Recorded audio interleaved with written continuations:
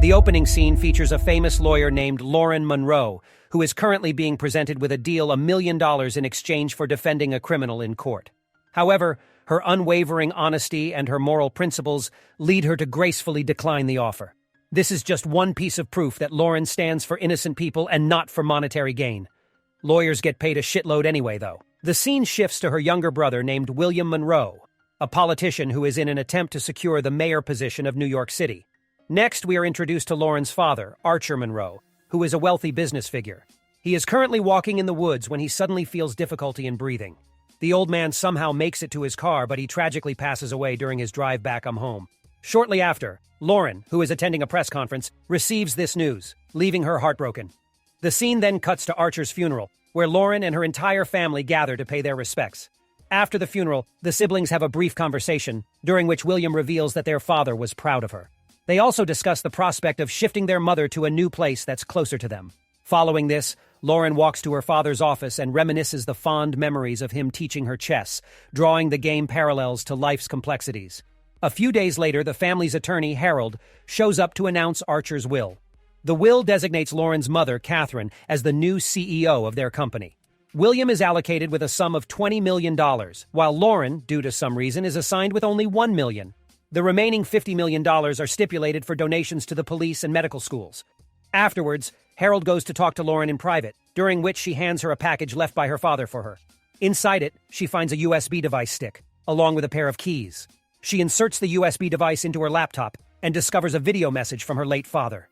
In the video, he implores her to uphold a hidden truth, and also expresses remorse for not being able to divulge it during his lifetime. The secret is, you're only worth 1/20th of your brother. In the next scene, a shocked Lauren decides to head into the woods to learn about the hidden truth. But before that, she is stopped by her husband, who seems to be concerned about her well-being. However, she just tells him that she's fine, and that she just needs some time alone. Lauren then ventures into the woods, where she discovers a locked surface that resembles an entrance. Using the key provided earlier, she unlocks the padlock on it, revealing a set of stairs leading down to a basement. Lauren nervously descends into the dark bunker. As she walks inside, she comes across a door and opens it, only to discover a restrained man. Though fearful, she walks closer to check on him, but his sudden movement startles her, prompting her to flee the bunker. Back at home, Lauren contemplates calling 911 for help, but her brother intervenes just in time. He empathizes with her over the unequal distribution of money from their father's will and offers to share his portion. However, Lauren declines, asserting that money isn't a priority for her. Later that evening, Lauren gazes at a childhood photo of herself with her father and reflects on a past argument that she had with him. Turns out that Archer had asked her to represent his rich friends in court, a request she had turned down due to her unwillingness to defend criminals. Come on, honey. My friend Bill's not really a pedo, he's just acting like one. The next morning, Lauren decides to revisit the bunker, this time armed with a gun. As she enters, she finds the man asleep, so she discreetly takes his fingerprints in order to identify him. Just then, the man opens his eyes, prompting her to retreat in haste. She returns after a while with a face mask and asks his name. Surprisingly, the man knows every detail about Lauren and her family, including her birthday, her brother's name, and even her marriage, against her father's wishes. Convinced by his familiarity, Lauren takes off her mask and queries him again.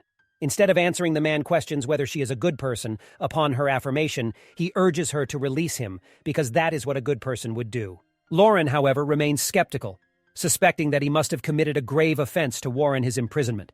She tries to understand the situation, but the man firstly demands for a luxurious meal, including potatoes, steak, Caesar salad, chocolates, gold water, cigarettes, and a bottle of scotch alongside the request for a shave. Lauren threatens to leave him confined for a lifetime, but he knows that her conscience won't allow her to do so. Knowing that he has the upper hand, she decides to meet his demands and gives him a razor before departing. Upon returning home, Lauren scans the fingerprints and sends them to her family friend, Detective Emilio Sanchez, asking him to run a check on it as soon as possible. After this, she purchases all the items the man had demanded and returns back to the bunker. Since the man is provided with such delicious food after many years of confinement, he digs it all up with tears of joy. Lauren offers him a chocolate bar, which makes him even more emotional. The man recounts how her father would offer him a square piece of chocolate once a year, while leaving the rest untouched on the shelf to taunt him. After devouring all the food, he finally reveals himself as Morgan Warner. He also grabs her hand and then apologizes, saying it's been a long time since he had human contact. Following this, Morgan begins to unravel his backstory, disclosing that he had crossed paths with Archer. 3 decades earlier and formed a quick friendship as they shared similar tastes in gambling, money, and women. Their bond eventually led them to become business partners. According to Morgan, one midnight, Archer was drunk driving while he was in the passenger seat.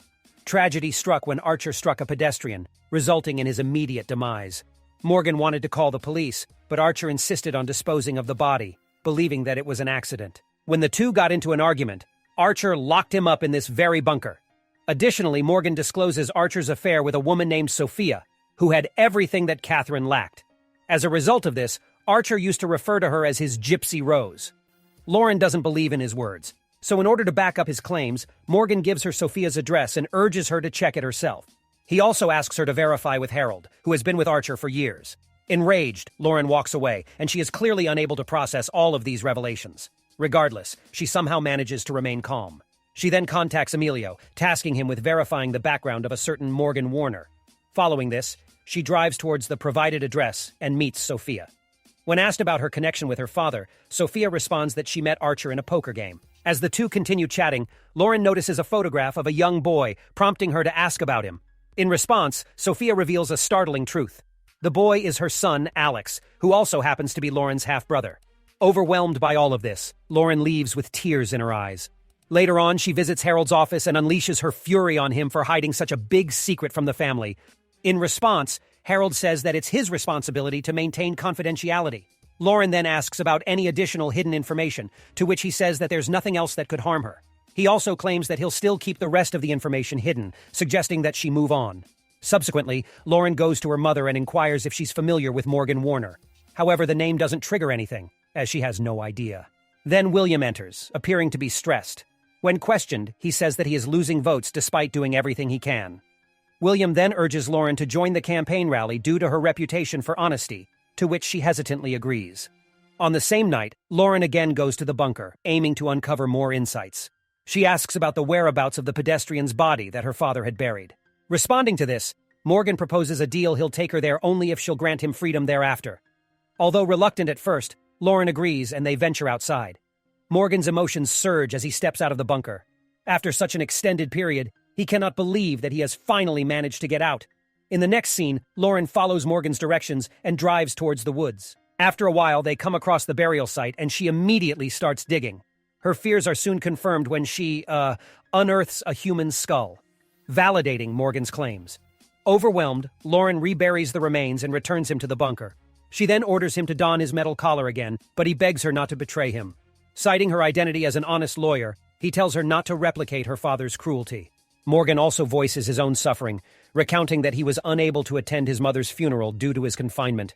He begs her to let him spend his remaining years in peace, vowing to disappear from their lives without causing any harm.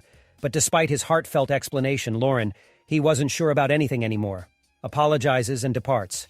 Afterwards, she calls the detective to ask if he got any information regarding Morgan Warner, but the latter says that it might take a few more days. I can't believe this guy's not suspicious. The following day, Lauren visits her brother's office, seeking guidance and pretending that it's for her court case. She presents a hypothetical scenario, asking what he would do to someone who possesses all the secrets and also poses a threat. In response, William offers 2 options: disposing of the person's body in a river, or paying the threat to disappear forever. This guy was born to be a mayor. After careful consideration, Lauren heads back to the bunker with a bag and makes Morgan promise that he'll vanish forever. Once he does, she instructs him to prepare for his departure, assuring that he'll be freed that night. Following this, Lauren approaches Harold, asking him to arrange $1 million in a private jet for the person her father had wronged. Despite Harold's inquiry into the motive, she opts not to disclose it.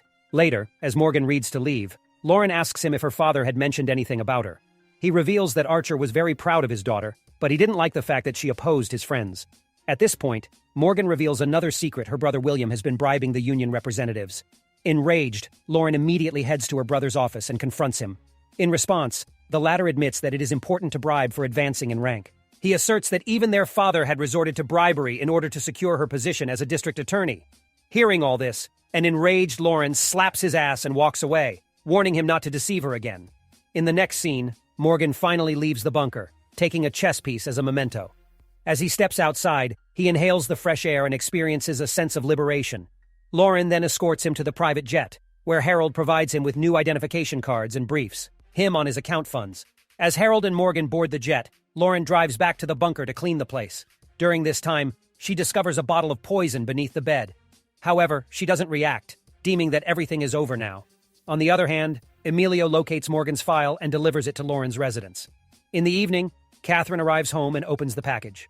A few moments later, Lauren enters the room and sees her mother looking at her package. Scared, Catherine expresses her concern, asking why Lauren has a picture of Carson Thomas. Lauren clarifies that his actual name is Morgan and proceeds to truthfully disclose that her father had confined him in the bunker for an extended period. In response, Catherine unveils a shocking revelation: the man is, in fact, a ruthless serial killer. Catherine asks where he is right now, to which Lauren tells her that she released him. In a state of panic, Lauren rushes to the airport, only to discover the lifeless bodies of Harold and the pilot. She soon realizes that Morgan is now after her mother. Lauren then speeds back home and freaks out when she doesn't find Catherine there. Terrified, she rushes to the bunker and finds her mother lying down, unconscious. While she checks on her mother, Morgan shows up from the shadows and plunges the area into darkness by switching off the lights. He then launches a sudden attack and ties her up. Upon regaining consciousness, Morgan discloses the actual truth that he was the one to administer the poison on her father that ultimately claimed his life. He also recounts the night when he gave a pill to Catherine and forced himself on her. Archer spotted him doing so, and as a result, he drove Morgan to the bunker. On their way, Morgan distracted Archer, resulting in a collision with a pedestrian. Further revelations indicate that Morgan was the one who buried the body, despite Archer's objections. When Morgan opted to pin the entire blame on Archer, the latter retaliated by physically subduing him and confining him to the bunker. After hearing all of this, Lauren tries to sway him, assuring that she'll help him with justice for whatever her family did to him. Throughout the years, however, Morgan asserts that he just wants revenge, expressing his desire to make them endure the same misery that he suffered for 3 decades.